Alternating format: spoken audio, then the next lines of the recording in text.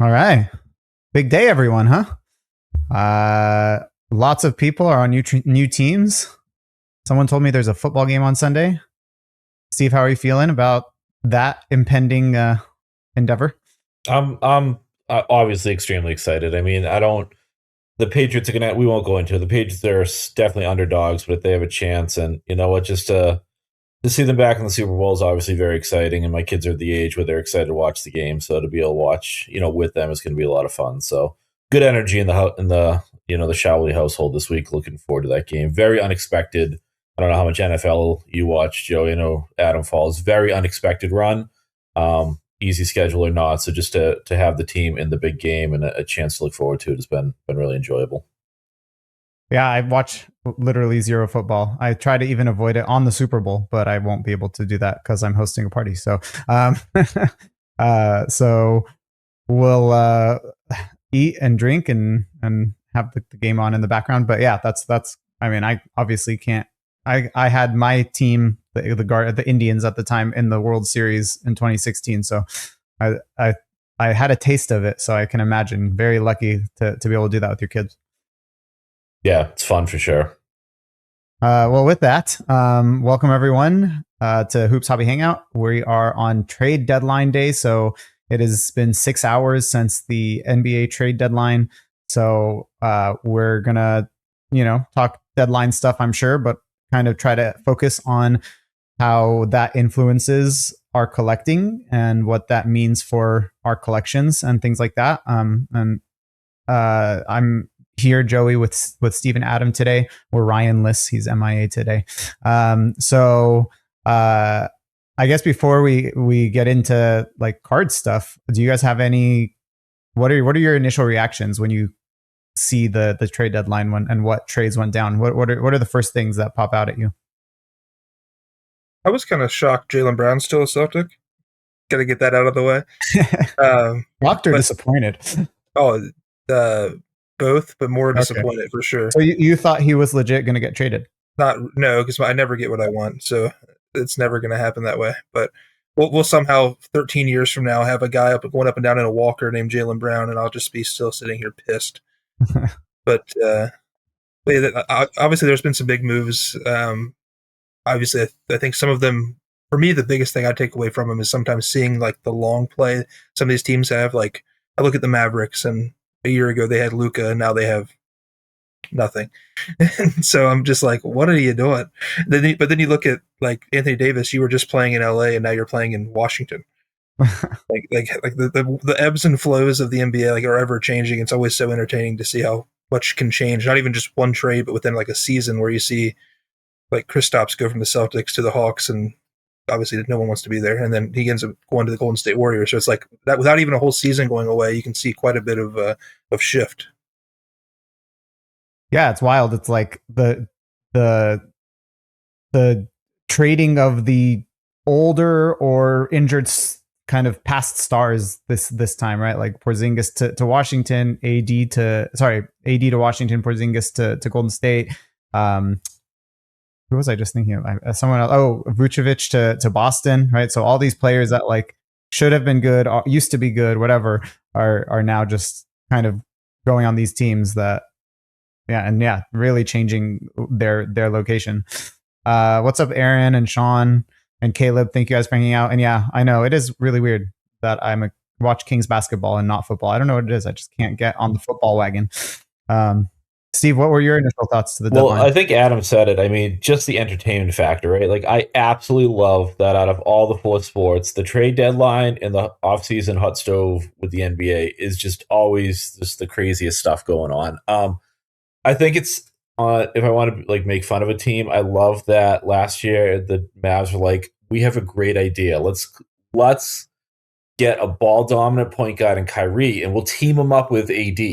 And then the Wizards were like, you know what, that didn't work for you. So we're going to get a ball dominant point guard in Trey and team him up with AD. What I really found interesting this year is how early it all started. This was not waiting until the trade deadline today, and all of a sudden a flurry, stuff happening at midnight through. This has been going on for a few days now. I think it's fascinating that Giannis is still a Buck, but if I was Milwaukee, I would have made the same play. You want to call yourself injured and sit on the bench? You can sit on the bench too, because we're going to get a better package in the offseason. If we trade the draft, it's just easier to trade picks then anyways. So I'm not stoked about the Celtics. I think the Celtics moves are meh. Really, like you brought up Vooch. I think people forget he was drafted in 2011. So, for a guy his size, he's definitely slower. But and Caleb brings it up. I don't hate the move, Caleb, but I mean, all the Celtics did was they got under the luxury tax. So they're second best team in the East right now. Do I think they're a true contender? No, but I'd say the same thing about the Patriots. Get as far as you can and see what happens, right? So they took, a very, very deep roster. They added Vooch. They did need some front court help, but all they did was just continuously for the last 24 hours, just 48 hours or whatever, just trim salary until they got on the luxury tax threshold, which, had they been the 10th best team in the East, fine. But being the second best team in the East kind of frustrates me. They definitely gave up wing depth and guard depth. And, Anthony Simons, I wasn't super stoked about him. And Caleb, I don't know how you felt about him. I know, Adam, we've talked a little bit. He blew me away this year. He played his role exceptionally well. And the Celtics offense is pretty one-dimensional. It's a very jump shot dependent team.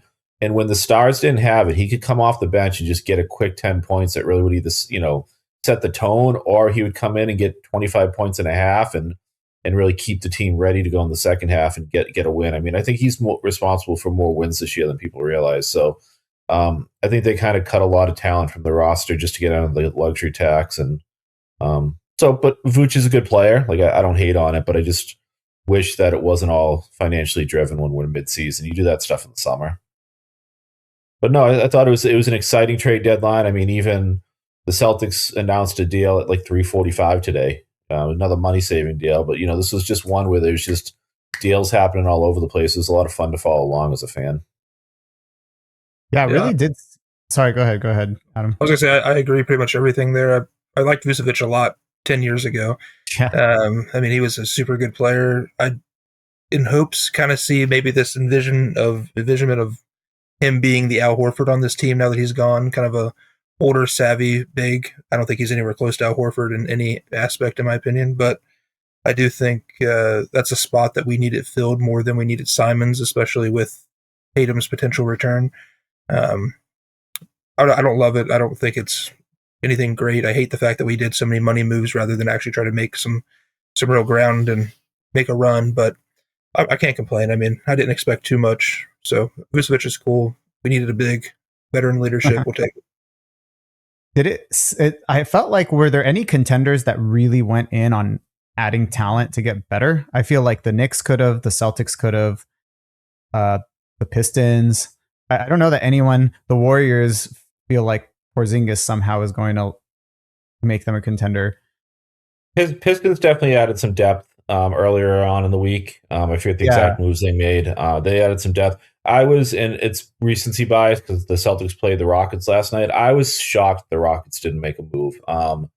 They've got Fred VanVleet's blown ACL of a contract to move, and they also have a depth of picks and pick swaps with teams like Brooklyn and a few other low-level teams that will probably be valuable first-round picks. So I was in a year that I think we've talked about. Obviously, the Spurs look great, the Nuggets look great, but there's not like there's openings there for teams to make a move. I was really shocked that whether it be to replace Steven Adams and get Clint Capella out of there or to get a true point guard, I was shocked the Rockets didn't make a move to add some real needed depth.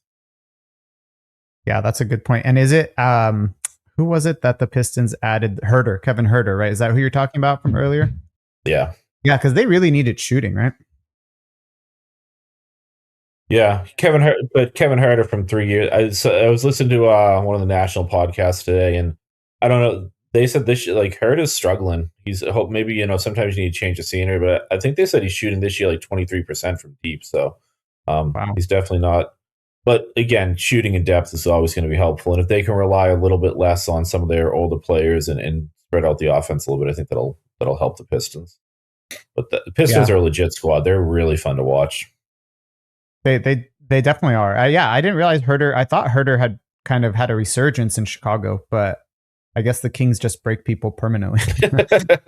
That's where you go to basketball die. But Yeah, last time I was watching the Pistons, they were just like in my opinion, they had too many stretches where they were just dependent on Tobias Harris, and I think Tobias Harris, if they want to be a real contender, needs to be in an extra piece off the bench. I don't think they can be relying on him as much. So hopefully, by getting some shooting on the floor, they can spread things out and maybe open it up for their other players. Because Tobias is a nice player, but I think he proved during his time in Philly that he can't be a go-to guy for long stretches of a really competitive game.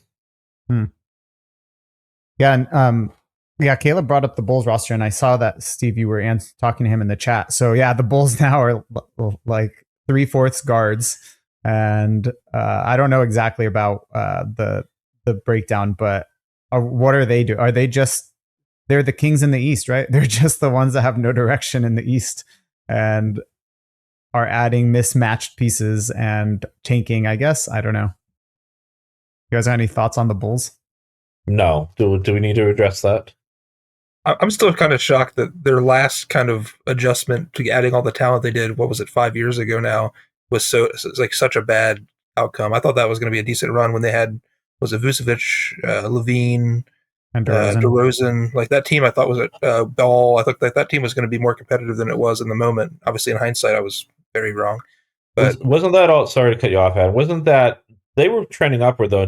Wasn't it Lonzo Ball's like 2-year knee injury or leg injury or whatever that was pretty? I think that sort of derailed the whole thing. That did, and then they sent half the team to Sacramento, and yeah, that's the problem. It's the same problem in Sacramento, right? When you have DeRozan and Levine, you need a point guard to orchestrate everything. So the Kings don't have a point guard. They got who is it? Russell Westbrook, Schroeder. Didn't you have a guy named De'Aaron Fox pretty recently? Well, not with Levine and DeRozan. I mean, sure, I know. I'm just saying, like a guy that would have filled that role perfectly. Are you just rubbing salt in the wound? Okay, Tyrese Halliburton. Sorry, continue.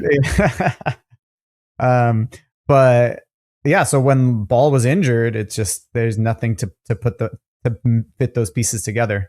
So I guess on the topic of the Kings, Caleb also asked about the Kings. Yeah, so he asked, how do you feel about the Kings holding firm on Sabonis, Monk, Levine, and DeMar? I mean, I'm not totally surprised because that was the trend, right? All the older and injured veterans just did not have command of market. I mean, who got the big hauls in this trade deadline? It was Jaren Jackson Jr. and Ivica Zubac, right? Like the less one-dimensional players that are younger and don't have the albatross contracts. I mean, Sabonis and Levine have the giant contracts. DeRozan is 36 or whatever at this point.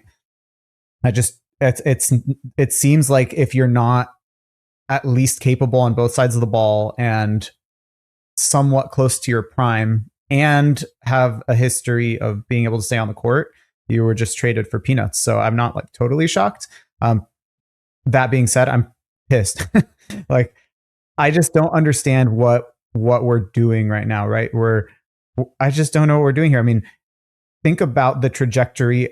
Forget about the whole Fox and Levine thing, which in and of itself is pretty dumb. And I think even the DeRozan signing was dumb 2 years ago. But just since last summer, it's like you got a new front office. Their one significant move, this summer was adding Schroeder to be the point guard, right? That was in exit interviews last year. It was, this is our problem. We don't have a point guard. We need to get a point guard, and we need to address that position this offseason.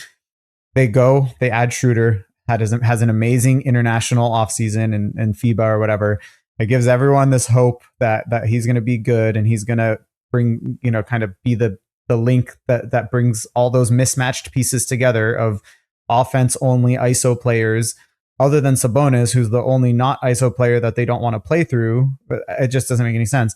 And then their star signing of the offseason, they have to attach the only asset we have that's not a draft pick in Keon Ellis, and then a second round pick to get rid of him. It's like you're cleaning up your mess, and now you're left with the mess you started with last summer. So I just don't understand what the hell we're doing. I just want to remind you that when we first had this whole expedition of the hangout here, we did talk about Schroeder, and I think the quote that I said was, "International Schroeder is amazing. Yeah. NBA Schroeder is going to give you a migraine." Totally. and I feel, you know what? A lot of us, I have experienced that. I think he's been on 35 different NBA teams at this point. So we've ridden that train. So welcome to the club. But yeah, I think you brought up an interesting point there, Joe, because not only did the players move, Washington got Dallas out of the AD disaster and took on his contract. Washington paid them draft picks to do that. So it wasn't even like these older guys were moving into thank somebody for getting them or even swapping, contracts or whatever. Nobody moved. I mean, Harden talked his way out of there, which I gotta love James Harden. The Clippers finally start to turn it around this year. He's like, I'm out, guys. I've had enough of this. I'm gonna demand a trade. And then AD moved, and I don't know what Washington was doing, but yeah, these you're right, that generation of player just didn't move, and I think Sabonis is one of those guys that people aren't really sure what they would do around, especially mid-season. You've got to kind of have a unique offense for him. So I'm not surprised he didn't move. I'm surprised he didn't move last summer, but I'm not surprised he didn't move during the trade deadline. That's a tough one. Yeah, and I won't spend too much more time talking about the Kings, but on the point of Sabonis, it's like he's too old to go to a rebuilding team that's tanking and trying to start from scratch and rebuild around him, but he's not adaptable enough to be able to go to a contender and really contribute to a roster that's already built and developed, because he's just so particular in his strengths and his weaknesses, which are pretty glaring on both sides, right? So he's in this no man's land. So I have a question for you, Joe, and I'm going to put you on the spot because I know this doesn't apply as much to Adam with modern day cards, but thinking of the collecting, and I have an answer for this, but so as a team like the Kings who have these blips and they get good, but you have players coming through your organization all the time, how'd you look at collecting? With that being said, where you might only have you don't often have players that are there for a decade, right? You have players that maybe get traded mid-season. So do you have any Sabonis Pacers cards? Or like, when do you decide to pick up stuff? Do you ever get excited about a deal or a signing? Like, how does your collecting habits, as far as your King stuff, not some of your other PCs, but your King stuff, reflect or not reflect all these roster changes that happen? Yeah, I mean, I think when it comes down to it, I think I've at some point mentioned I collect Kings that I have a connection to. So I don't collect anything before I started really being a Kings fan in '98 when they got good.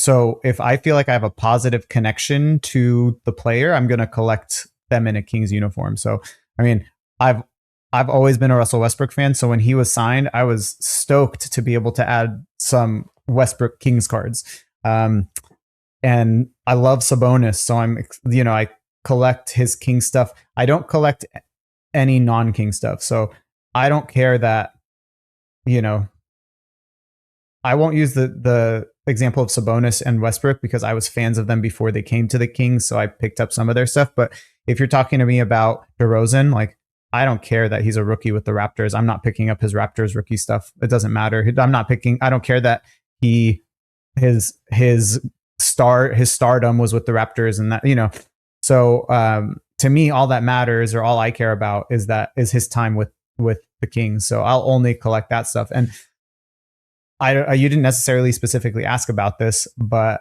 I also hear or see a lot of people that get rid of cards of players after they leave. So, De'Aaron Fox is now a Spur. Like, I'm going to get rid of all my Fox stuff. I don't fall in that boat. Like, it's an unexciting answer, but other than the fact that I'm excited to pick up cards of players I like, and if players I like get signed, or I grow to like them when they get traded or signed, I'm happy to pick up cards of theirs. But it doesn't really change my collecting, to be honest. It's interesting you say that, because that was going to be my next question, as far as you then consolidate or get rid of it all. And I think I mentioned on here, part of what led to the Jay Crowder stuff is there was a period in time where I would collect one or two of the best rookies of players that were on the teams that I liked. And I loved the 16-17 Celtics.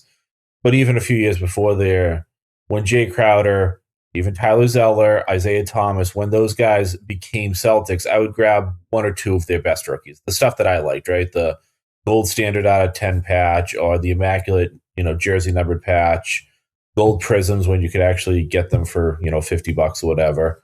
But even then, there were a couple of rookies. Like there was a time when Brad Stevens or Danny Ainge were just drafting like a bunch of rookies. We had Aaron Neesmiths, Romeo Langfords, Grant Williams, Peyton Pritchards, and I always picked I'd always have like at least, and there was probably 3 or 4 draft classes that guys that probably Adam and I, if we racked our brains, couldn't even remember all of them. Like there's a couple years where they had 3 first-round draft picks plus like a highly sought after second-round pick.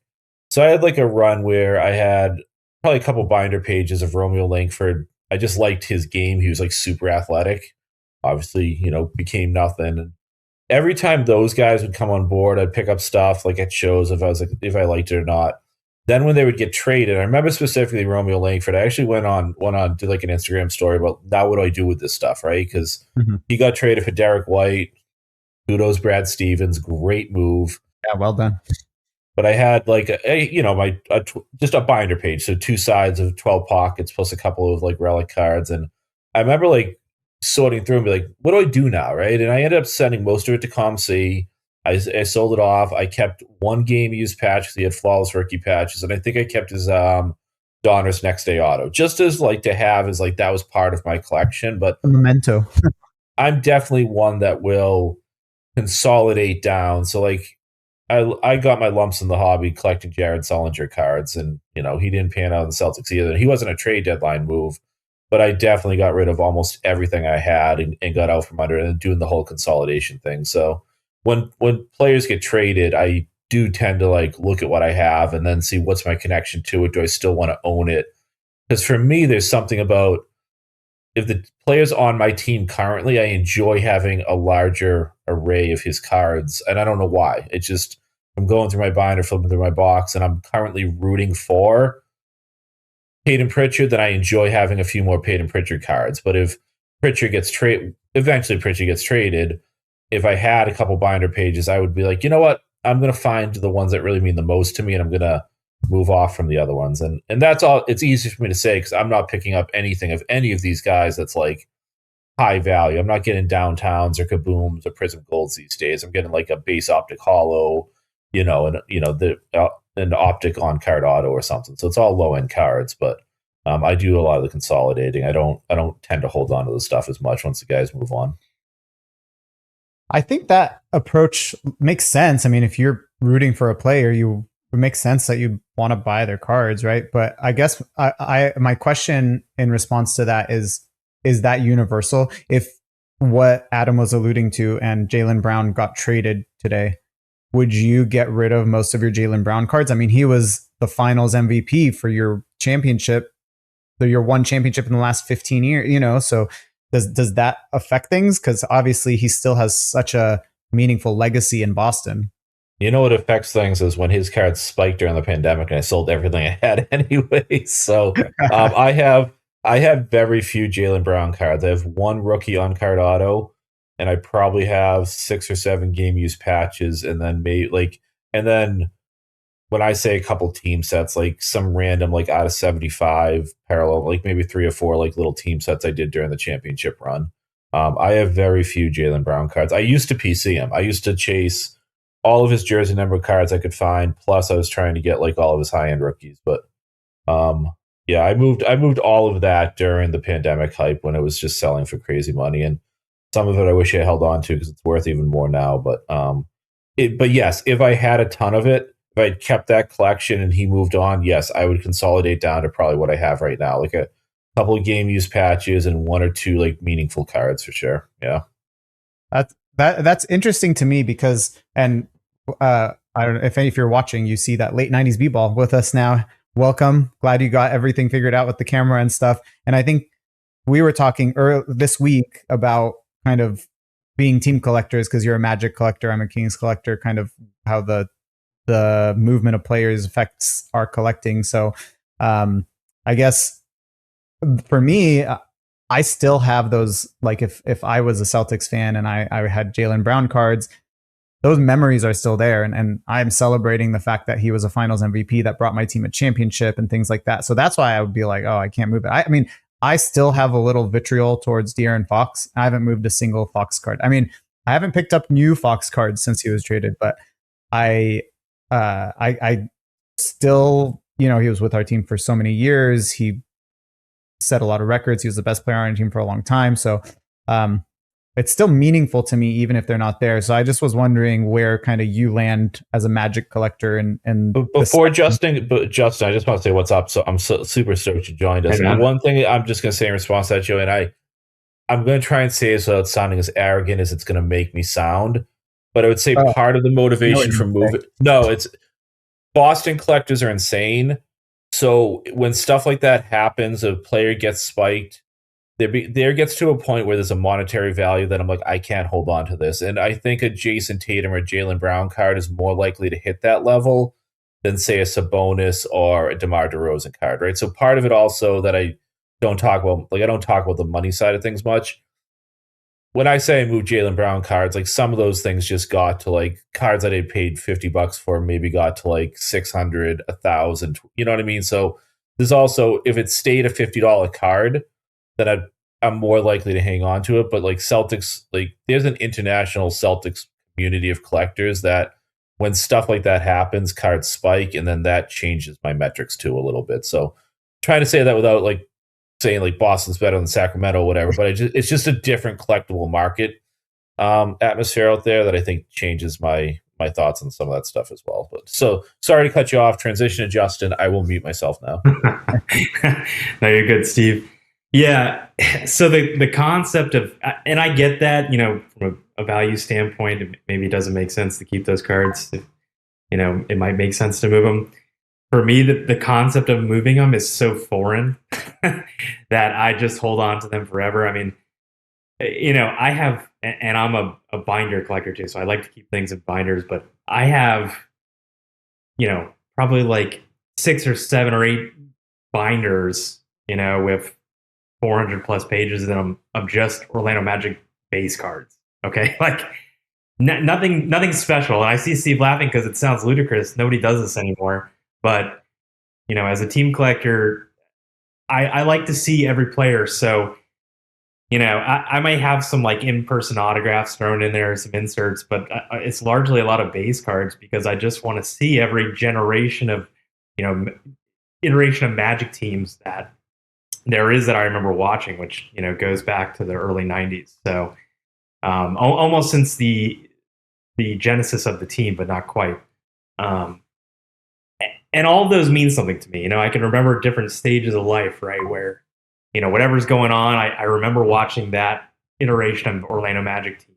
And it brings back all these memories. So I just can't move on from those cards, Maybe if I have a duplicate, it might make sense to get rid of one here or there, but it doesn't happen too often. And I've got a sort of a bulk Orlando Magic collection. Now, that being said, I have streamlined my collecting a little bit more in the past 5 years or so to, look for quality over quantity.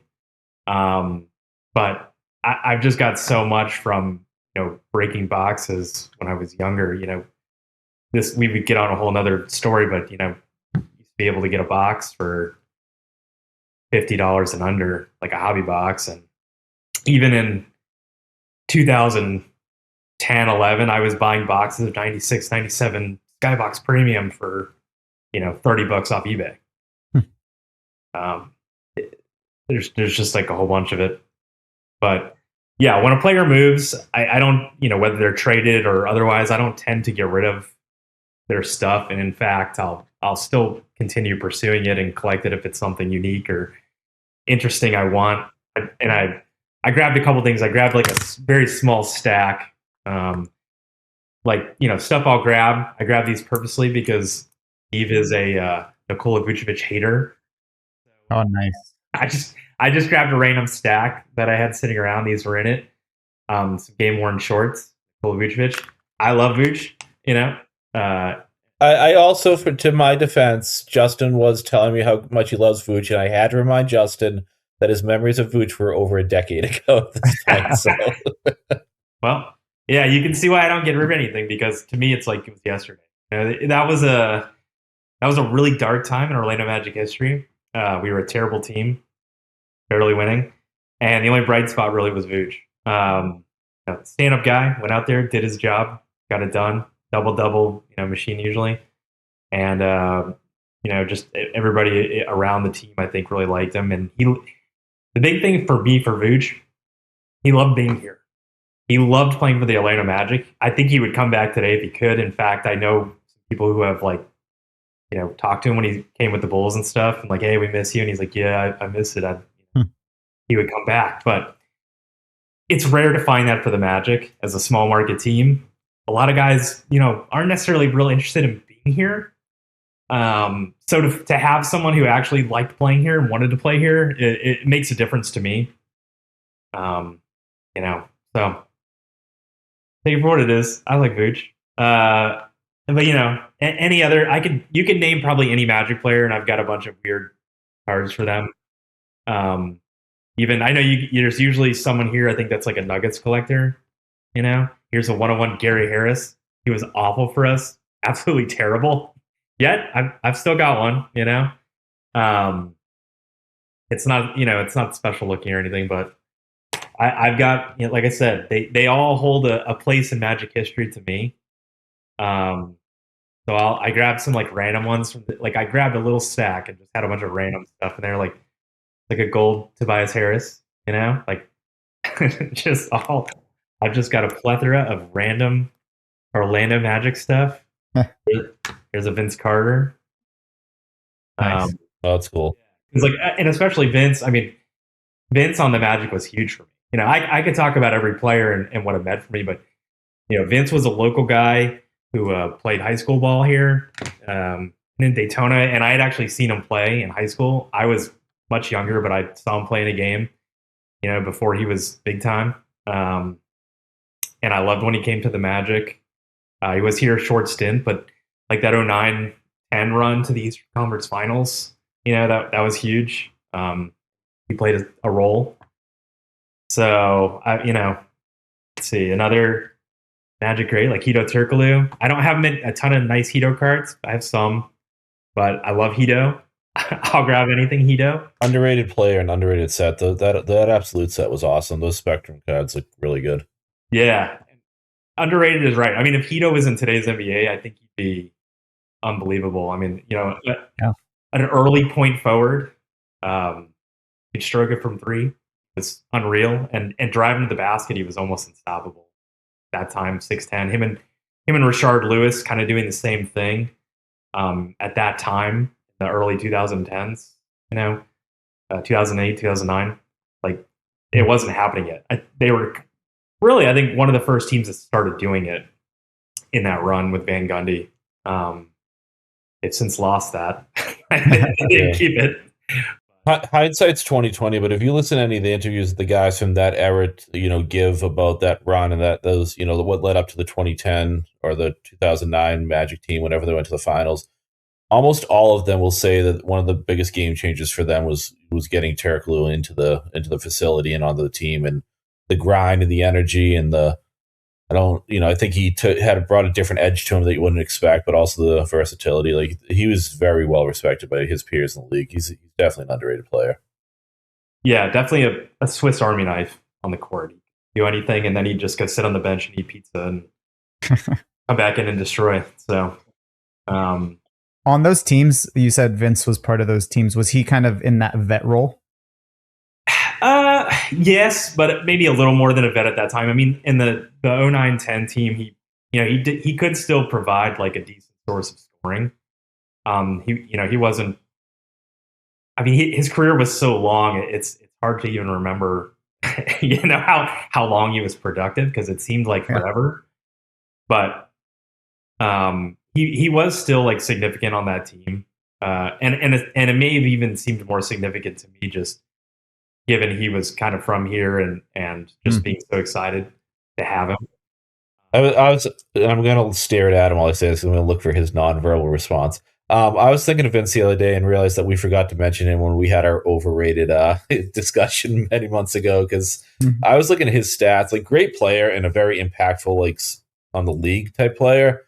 but man, is he overrated in the echelon of the greats that ever played this game. Longevity stats through the roof for Mr. Carter. Through the roof. Where is he rated? I mean, he's not top 75, right? No, he's not top 75. Yeah, but and I'm not trying to crap on. I'm being facetious on purpose because Justin's brought up. I crapped on Tobias Harris. I crapped on Vooch. So I might as well go Carter. But I think when we talk about the cards, like his cards are brought up with like the Anthony Hardaways of the world, right? Where I think the and nostalgia kicks in more. And I do think Vince was one of the most impactful players to enter the league in the late 90s. I do think he was part of the resurgence of the NBA. And I think that clouds people's vision or remembrance of what he was as far as like being the guy that could be an alpha guy or leader. He wasn't one of the greats of the greats, but people sort of misconstrue that a little bit. Yeah. I mean, he's not top 75. I can accept that. But if you tell me that Tracy McGrady shouldn't be in the top 75, and I know he's not, and then we'd fight because I think Tracy should be in the top 75. Here's a black refractor that was in that random pile that I grabbed. Nice. Oh, that's slick. I love that photo. Yeah, it's terrible glare on my end, but no, you're good. That's a great year for black refractors. Luckily, you won't have to fight alone on McGrady. I love McGrady. Yeah. Tracy's probably my favorite Magic player. He's not the top guy that I collect because I do have some emphasis on certain players. And mainly that's because his cards are a little more expensive, and the selection for Magic cards in those early 2000s isn't, wouldn't necessarily where I'd want it for him. But look at that twinning. Yeah, love those. Nice. I've got the white one too, so I like to have those two together. But nice. That looks great. But his watching him play, I mean, I had never seen anybody like him. His ability to move, like he was just so slick on the court. It was incredible. Like his scoring, I still don't that I've really seen anybody play exactly like him from my standpoint. But I mean, the guy was just a bucket. Go out there and do anything. T-Mac, prime T-Mac was absolutely elite, and just played the game at a different pace than other players.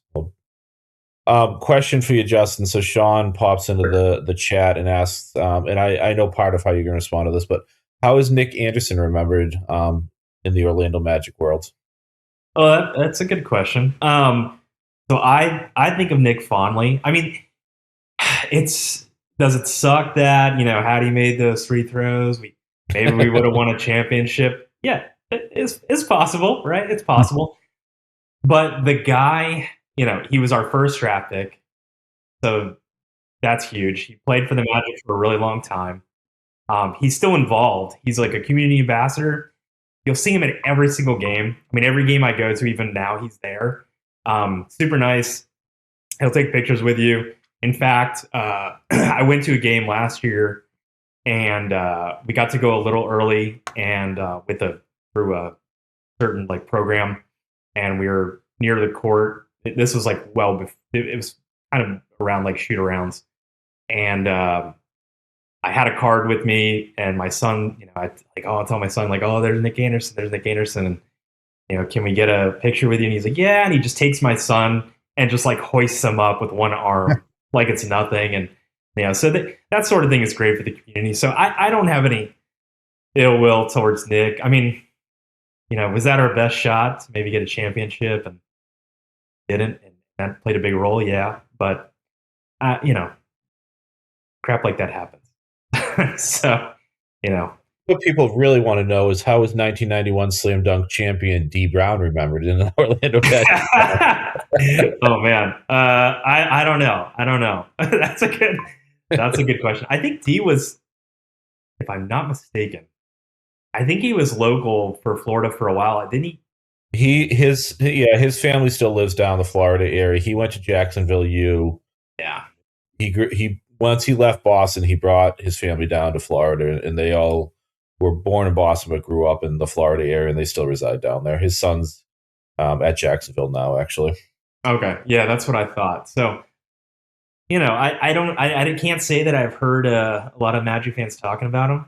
I don't even know if he played a full season for you guys. He was there after his Raptors days, but Justin knows that one of my chase cards, probably top 10 chase cards for me right now, is one that I have to fight him for, which is a D Brown MVP promotion from his Orlando Magic days, because it's the 1 year of tops that he doesn't have a refractor for. So Yeah, that's the purple one. What is that? 2000, 2001, I think. yeah, 2000, 2001, yeah, which because he's card number 201, I think it is, or 203 or something, and the Chrome that year was only cards 1 through 200, so he just missed the chance to have a refractor. Yeah, it's definitely sitting in my binders of Magic base cards, just not the MVP. Yeah. Well, good question, Sean. I appreciate that. Yeah, I wanted to also bring a couple things in from the chat and transition to something. But before that, Justin, just a heads up, you were mentioning the Nuggets collector. He's also a Gary Harris super collector. That's Ryan. So if you're ever interested in connecting there. Yeah, I mean, look, that I don't usually... I rarely move cards, but for a super collector, I would consider. I don't know if it's one he's dying to have. Probably not. But I wanted to talk about what some people were talking about in the chat. The crazy one and Gary were talking about player collecting. So I don't know if Steve, this maybe appeals to you more than it does to us team collectors a little bit. And sorry, Adam, I know you're like neither necessarily a team or player collector, so I'm just here so I don't get fined. But the crazy one says he's a player collector and doesn't worry about the team they're on. Trades are so common, it's not going to let him affect the way that he collects. And Gary mentioned that I feel like it's maybe the opposite perspective. I don't know. I'm not really sure if it's the same perspective or the opposite perspective, but he says that there are still some cards he doesn't touch as a player collector. For example, he doesn't buy John Wall Clippers cards because he doesn't associate him with that team. I know that, Steve, you kind of commented on Paul Pierce with the Clippers too. But yeah, I mean, I guess just as a player collector, it's like most players end up with a random team to end their career, right? So, and I guess as we're transitioning, I'll bring Aaron Q's cardboard up. What's up, man? Thanks for hanging out. Thanks for coming on.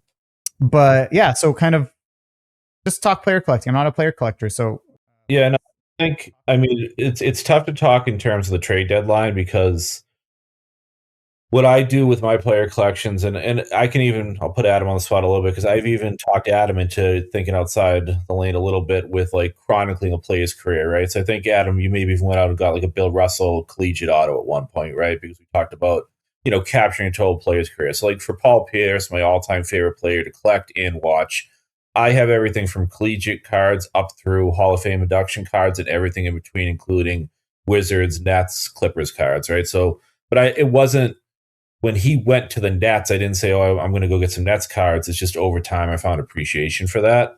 So in terms of like the trade deadline, I don't know that I resonate as much, but I definitely resonated on the player collector. Like I have Al Horford, I have an OKC Thunder game use patch, just more so that I was fascinated that he played like 10 games with the Thunder and they managed to get a game use jersey. But so players that I really like, I will try to chronicle their career, right? So I do have Bill Russell collegiate stuff. I would love, a Bill Russell Team USA basketball card, even if it's just like a photo they use on Prism or something. Like I would love the players that I really admire to chronicle their career. But someone like Porzingis, who I was like a huge fanboy over, similar to what Justin was saying about Vooch in Orlando, nobody in the last few years has loved playing for the Boston Celtics more than Kristaps Porzingis. Loved watching the fun that he had being a basketball player in the city. I'm not going to go out and get, I'm not even able to keep track of all the teams he's going to be on between now and the time he retires, because he's probably unfortunately going to bounce around because he's sort of an injured riddled contract. So I think it really depends on how I feel about the player and what I want to say about my collection of that player than it does response to the teams they come and go from in the moment at all, if that makes sense, Joey. Was there a more memorable moment than Kristaps getting busted in the face and bleeding all over the court last season?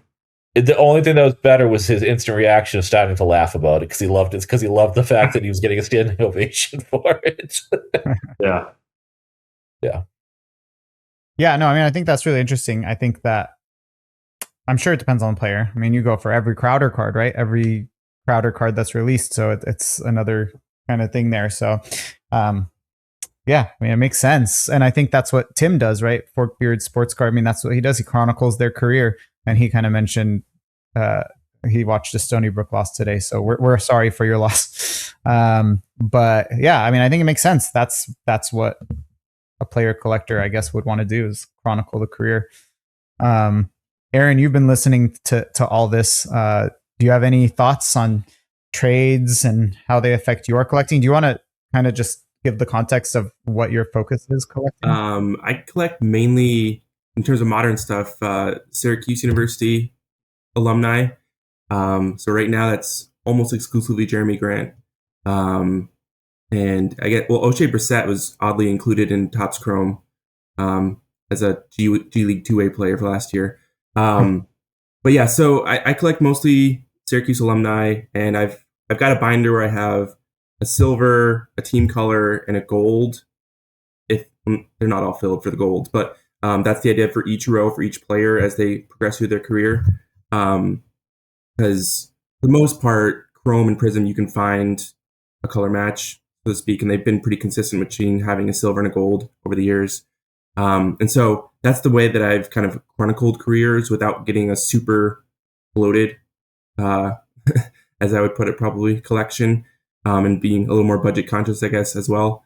But yeah, so the players are almost chosen for me as a Syracuse fan. And then, once they leave Syracuse, they're kind of just being collected by me in perpetuity. So, they're not, there's not a lot of them these days. We're out of our heyday. We're in the doldrums. Yeah, that's kind of the genesis of my collection. And then I've also collected like Syracuse Nationals. I've gotten into more vintage and all that. And so I've collected Syracuse Nationals, and basically anything I can find that has to do with Syracuse, any connections. So, but yeah, it all started with Syracuse University, and which is player collecting in a weird sense for most of you guys who are more team collectors of NBA teams. So if a Syracuse player goes to 7 or 8 different NBA teams, are you trying to pick up cards of them in each uniform? Yeah, as long as they have cards released in a given year, I'll pick up 2 or 3 probably per year. And then I usually have at least 1 or 2 rookie autos. I pretty lean on patches. Someone like Carmelo Anthony being our most notable alum, right? I've got a handful of patches for him. I've got 3 or 4 autos for him, which is more than I have of most people, most of the guys. So, the longer and more important a guy was here and in his NBA career, the more I have of him. But yeah, there's kind of like there's the bare minimum, I would say, is probably 2 or 3 cards per guy per year if they have them. So here's a question that is meant to be a joke, but it's actually like honest because of the way both college basketball and the hobby is right now. What happens with a freshman who's then decides to enter the transfer portal, plays another 3 schools in Bowman University, has college cards? I haven't quite had to encounter that yet. Not yet, Aaron. But that's going to happen at some point with the way Bowman U goes. Yeah. I mean, I don't know how much anyone's paying attention to NCAA, especially Syracuse this year, but we're very mediocre when there was at least some expectations. And so the coach is very much on the hot seat. Yeah. And we have some decent recruits, including Carmelo's kid. And so there's some fear about, do they leave? I don't even know. I'd probably still, it's like Joey. If I made a positive connection with them, I'd probably still collect them, at least to some extent as they go pro, if they go pro. But there were guys that were here for a year and transferred out, and grazed the NBA, like Darius Baisley is one, who I don't have any cards of. So yeah, so probably yes, just because I like to have things to collect, and there's not much as a Syracuse collector. But yeah, I haven't quite had to encounter it yet fully. Do you wish there was more? Like, do you wish you had more options, or are you happy that the pickings are slim so that you can get more of it? Like, you can make it almost more conventional. I find myself going down more rabbit holes because the pickings are slim.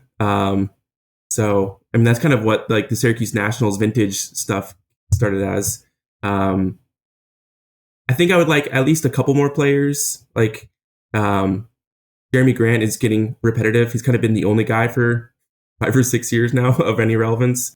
He's the only Syracuse relevant player in the NBA right now? He's the only Syracuse player, full stop, that right now. Oh, okay. So yeah, pickings are slim, and he wasn't in Chrome, so we'll see if he gets in some update or something like that. But I don't know. Gary feels like the transfer portal makes it a pain to collect college, and I am assuming, like you kind of were alluding to, Steve. So I guess what is it about it? It's like they're only on your team for a bit, and then they transfer somewhere else, and that's what's frustrating about it, or? Yeah, I mean, for me, it's we've had players who I liked, especially in their freshman year. There's one that came to mind who's not going to have an NBA career.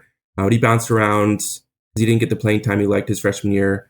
He ended up being St. John's starting point guard his last year, and they were pretty good last year. They made it pretty far in the tournament, and I was kind of rooting for him. But I don't know if I would have collected him or not if he went to the NBA. But there's with the portal now and NIL, you can transfer with no friction. You can just play the next year wherever you want, and you can play for 4 teams in 4 years if you want to.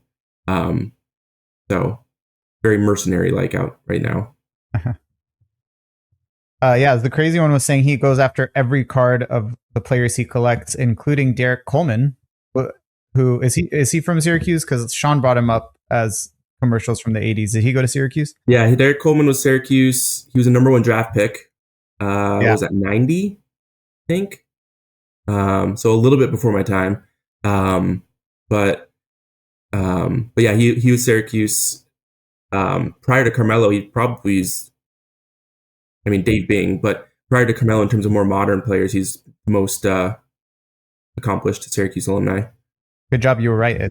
Yes, I don't know if you're quite my age, but I remember Derek Coleman being so dominating in the NBA, and yet the narrative was that if he actually liked playing basketball, he would have been even more dominating. Like he was known as being like a mercenary in the 90s, that he just was out there. He played hard enough to get his contract, and he still tore it up on both ends of the court. But he always, the narrative coming through, and there was no social media back then, was like he actually didn't care to play the game. Like he didn't love it. He just did enough to get what he had to out of the game so that he could move on with his life. And I don't know if that's true or not, but I every time I hear his name, I just think of how good he was, and then those stories I would always hear through, the radio or talking, chops and stuff. But man, he was good. He moved so well for a guy his size. I actually, on the topic of Derek Coleman, obviously it's a lot easier to collect, like, as a crazy one, every card of your PC player if they're from the 90s. And you were right, Aaron, it is 1990 when he was drafted. Justin, I don't know if being a Magic collector from then through now, are you finding yourself not trying to get as many, like, are you trying not to complete checklists anymore because they've gotten so extensive, or are you still trying to go after every card from Magic players, or kind of where are you there? Yeah, no, there's no way I could possibly chase entire checklists. Like nowadays, that would just be impossible. I mean, from my standpoint, I basically, when it comes to ultra modern type stuff, I'll only get it if it's a player I really like on the current team, or if it's kind of unique. Like right now, I would probably only grab stuff like ultra modern stuff of Franz and Mo, maybe, because I like them. And that's really about it. I mean, the earlier Panini stuff I still grab, and I prefer like pre Panini, but something I was thinking about. Do you guys think that it's pretty prevalent for team collectors to also be player collectors? Because I know in my instance, like I primarily I'm a team collector, but I also player collect certain Magic players more so than the rest of the Magic history. Like one of my main PCs is Darryl Armstrong. I primarily do Darryl, Jameer Nelson, and Nick Anderson from a player collector standpoint, even though it still falls within my team collecting. But I don't know. I feel like maybe it's pretty easy to become a player collector, while at least starting out as a team collector, doing both. Even though mine are a little odd. Typically I imagine most people, maybe they go for more stars or superstar style players rather than role players like I like. But there's one other Daryl Armstrong collector out there, and he's pretty cool. He's local. We've met a few times. It's actually pretty fun. Like, he finds a card he really needs. I find a card. Sometimes he's got a duplicate. Sometimes I find one for him. Like, that's pretty fun. But I don't know. Do you think that's pretty common for team collectors to also fall in that player collector category with like as like a subsection? Well, Steve, that's what happened to you, right? I mean, you're a Celtics collector, but then you became a Crowder super like player collector. I mean, is that the same? Is that the trajectory? There's a ton of overlap, right? Like, you end up having your favorite Mhm. players. So, years that I would put together team sets, but I've loved Al Horford since his time in Florida, right? So when he came on the Celtics, I started getting more of his, and I've kept more of those than I did some of my, Isaiah Thomas cards, or, Amir Johnson card that I had of his, right? So I think so I think there's some overlap. I don't know that you can put anything in a firm bucket. It's just kind of how we approach things. But yeah, it's and we also impulsively buy from time to time. But so I definitely say I'm more of a player collector, and the way Ryan and I have discussed it. Ryan does the Nuggets. He puts his stuff by year, by team, and I put my stuff by player. So even though if I might have a whole run of, a certain year of the Celtics, all the Horford stuff's together in a binder, all the Jaylen Brown stuff's together in a binder, all the Tatum stuff's together, where he's going to put his by. So I'm representing the player and he's representing the team, because he'll have the entire 2017-18 Nuggets roster together in his binder, and then the 19-20 stuff will be together. So I think it's just more about how we organize it and what we prioritize when we buy. Like, I'm going to look for Paul Pierce cards first, and then if I see a nice Ray Allen or Kevin Garnett, I might consider it. Whereas, like, if you're more of a team, like you, Justin, probably, or Aaron with Syracuse cards, like, I'm sure the stuff you prioritize more than looking for a certain player, right? So I think it's just more how you put priority behind it versus saying, like, I only do one or the other.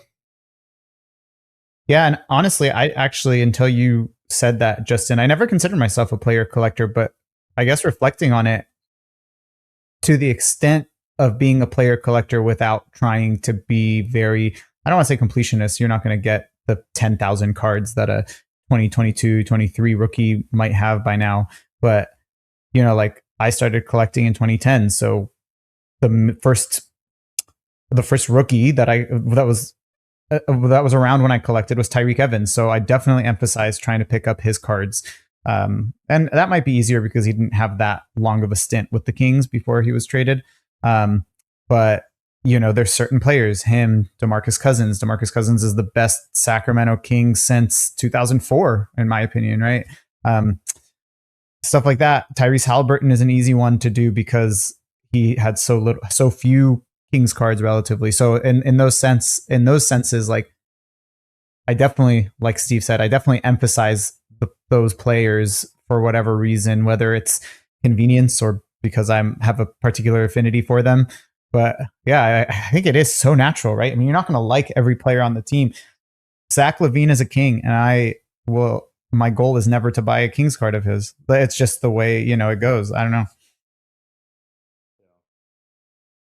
I have my favorites within Syracuse, like Hakeem Warwick, who's a random guy in 2005. So he had a big block to win Syracuse a championship in 03. He was a rookie 2 years later, and I probably super collect him, quote unquote, more than anyone, even though he had such a short run. But it's the perfect combination of affordability, not thousands of cards. And, I was 11 or 12 when the championship was. So I was the perfect age to be like, this is my guy. Now that I have expendable income, I'm trying to go back and find those 2005 finest parallels. It's a little harder, but, nice goose chase, I guess. This is off topic, Aaron, but I'm just curious because we have you here. We haven't talked to many collegiate fans as far as collectors go. Do you like any of the collegiate products, whether it be like the late 90s, early 2000s stage press pass stuff, or any of the more modern Upper Deck or stuff? Some of the press pass stuff there's some on-card autos of guys you can't get. Yep. Typically, I have preferred the NBA stuff just because the quality of the card and the design and all that has been better. And then you can kind of track their careers and you can kind of go through, whereas the collegiate stuff kind of one and done. But then Syracuse is a player right now who So Topps has put some weight behind Bowman University recently. Yep. And Syracuse is a player who was in last year's product, and they have at least, I imagine Carmelo's son will be in this year's product whenever it comes out. And I picked up a couple color matches. So the orange are out of 25. And so it's a nice kind of little bit of rarity. Looks nice with the color match. So I picked up a couple, but I don't go too crazy with it. Yeah. I usually prefer the pro stuff. And it's right what you said. Not only there's so much inconsistency in the collegiate stuff, whether it be Sage, Press Pass. Even now, there's Bowman U. Upper Deck came out with a multi-sport, multi-school. It's not every NCAA school, but they call it the World of Sports, which has. I have seen it because of Sarah Strong and UConn. Like some of the UConn players are in it, but but World of Sport will be a one and done product. Bowman U at least has finally got some consistency behind it, but we've had a year or two of Panini Flawless Collegiate or Panini Chronicles Collegiate, and you're right. There's a lot of inconsistency in the. There's something like 10 years without any collegiate products, though, from like the mid 2000s to the mid 2010s when Panini started picking it back up. So, there's kind of a ghost land out there for some of my favorite guys. So, hit and miss. Then there was Flair Retro back in 2012 when Adam and I would have been hanging on the Beckett boards together, and that stuff was crapped all over. And now people pay up for all those PMGs and everything from that collegiate set. So yeah, it is a little bit of a Wild West out there. You mentioned 2005 Finest Parallels. This was sitting in that little stack that I had. White gold extractor. Oh wow! Oh nice. Yeah. I think that's what you were looking for, right? Yeah. Yeah, Hakeem has the Finest XRCs and from the year before, and then he's got the rookie cards from that year too. So two nice rainbows to chase that are more affordable than if I was trying to go after Carmelo's gold refractors. Yep. Yeah, that Finest year is nice. Those extractors are real nice. I think I've got the black extractor, which I want to say is that's a nice set to chase. Aaron, do you collect the football Syracuse players as well, or just basketball?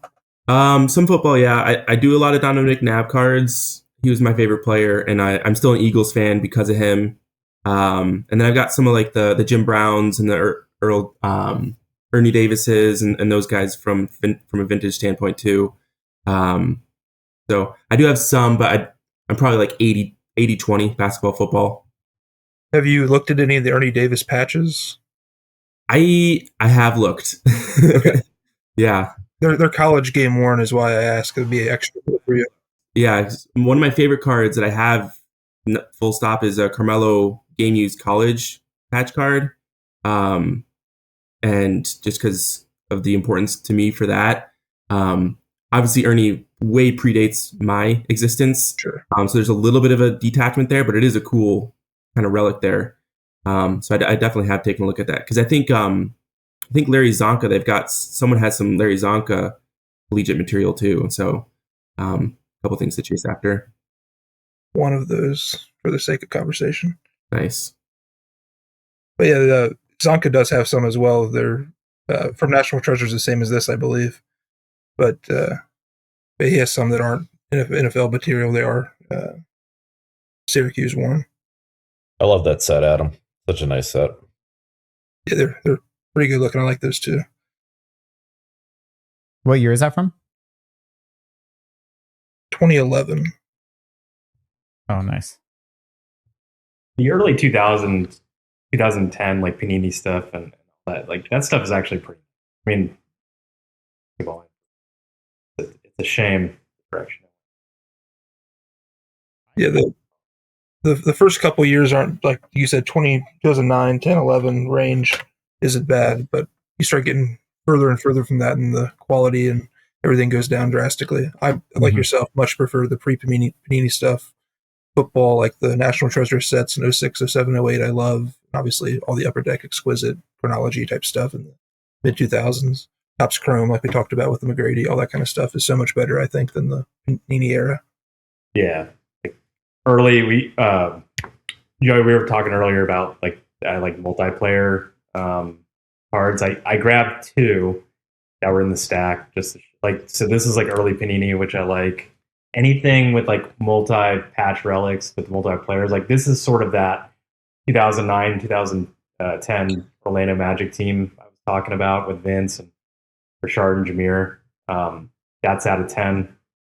But then I kind of prefer like this is a Stadium Club starting 5. These are kind of impossible to find, and you know, if you have one for your team, they're pretty tough and they're kind of pricey too. There's not a whole lot to it, but I think the pack odds on this, I can't remember off the top of my head, but it's like insane. So are those unnumbered? It's not. No, it's just an insane pack odd. I could look it up for you. I want to say it's like astronomical. I can't remember what it is, but I've only seen 2 of those ever. So. Oh, wow. Yeah, I absolutely love the 0910 and 1011 absolute memorabilia stuff. Like those multi-patches from there are so nice. Yeah. The foiling on those earlier Panini years is really nice too. Mm-hmm. Yeah. That and then, you know, the stuff from UD Black, like if you want to go pre-Panini, that's my favorite stuff in UD Black. Oh yeah. That's like UD Black, Chronology, and Exquisite is like the holy trinity for me in Upper Deck basketball. No love for Ultimate Collection? It's great too. It's like the grandfather that came before everybody else, but the other one just shined a little brighter for me. For sure. Ultimate walk so the others could run. Yeah, exactly. The Ultimate's great. It has a huge run too, which is nice from 2000, 2001 to 09, 10 or whatever it is, 08, 09. So it has a longer run than most of them, but UD Black's foil, Chronology's uniqueness of like the canvas, timeless memories, and then obviously Exquisite speaks for itself. It doesn't need any argument.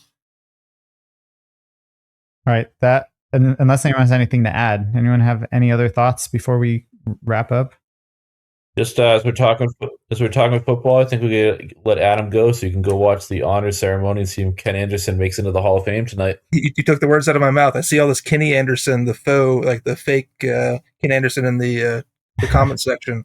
The real Ken Anderson better get in the Hall of Fame tonight. So I'm going to hop off and do just that. Yeah, you go Good take luck care of to you. If Mike Allstott's not getting inducted, I'm not interested. Yeah, he's not. No chance. All right, guys. Well, it's been a lot of fun. I think that was a good conversation about trades, players getting traded, and how that influences our collecting. Aaron and Justin, thank you guys for hanging out. I mean, I hope this is the first of many, many times. Sean, real quick, wants our Super Bowl picks. So let's just go in a round table. I'm going to concede a pick because I barely even know who's in the Super Bowl. So we can start with the obvious one. Steve, who are you picking? We're just going to say it's going to be 3-1. It's going to be Seattle 3, and then me just being the one Patriots one call right here. So my son is diabetic, and the Patriots have a special teams guy who's diabetic. So we have a soft spot for him. So I don't know. We're torn. Otherwise, we'd never cheer for the Patriots. I was cheering for the Eagles last year, so you can give me a chance with the Patriots this year. That surprises me. Do you guys, Adam, Justin, have a rooting interest or just have a thought of who's going to win? Don't really care, but I think the Seahawks win personally. Yeah. As a longtime Pats hater, I'm actually going for the Pats because Tom Brady did eventually bring my Bucs to Super Bowl, so got to show a little lenience there. But Tom Brady has no connection to the Patriots anymore. I know. What?